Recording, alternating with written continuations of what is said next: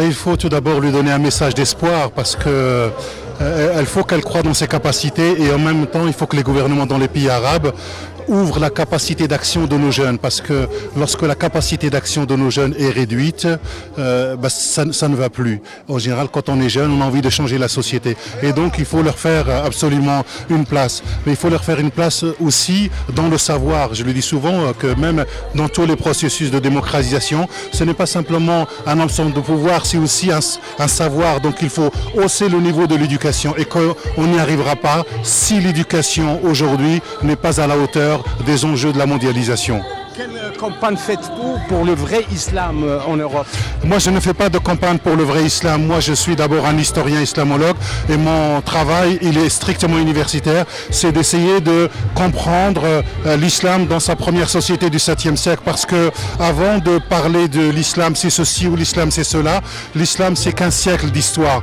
Et tout mon travail, il est tout simplement modeste et d'essayer de reconstituer le paysage de la société et essayer de savoir comment les gens au 7e siècle croyaient, parce que la parole coranique s'adresse à des gens qui ne sont pas nous, à une société qui n'est pas la nôtre et à des enjeux qui ne sont pas les nôtres. Et donc il ne faut pas projeter complètement nos problématiques d'aujourd'hui sur le Coran qui répond d'abord aux enjeux du XVIIe siècle. Il y a des clichés quand même contre l'islam.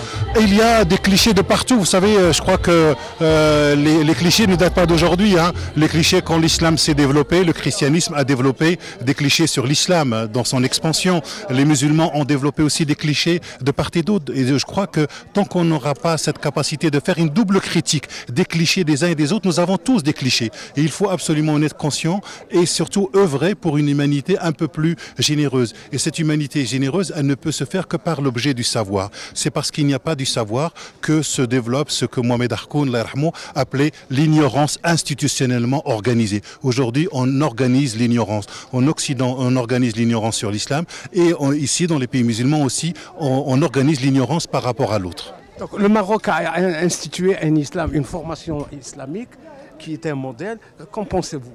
Moi, je pense qu'il faut aller au-delà, c'est-à-dire qu'il ne suffit pas simplement de dire l'islam du juste milieu. Aujourd'hui, on ne peut pas étudier la religion si on fait l'impasse des sciences humaines, de ce qui se développe aujourd'hui dans les universités.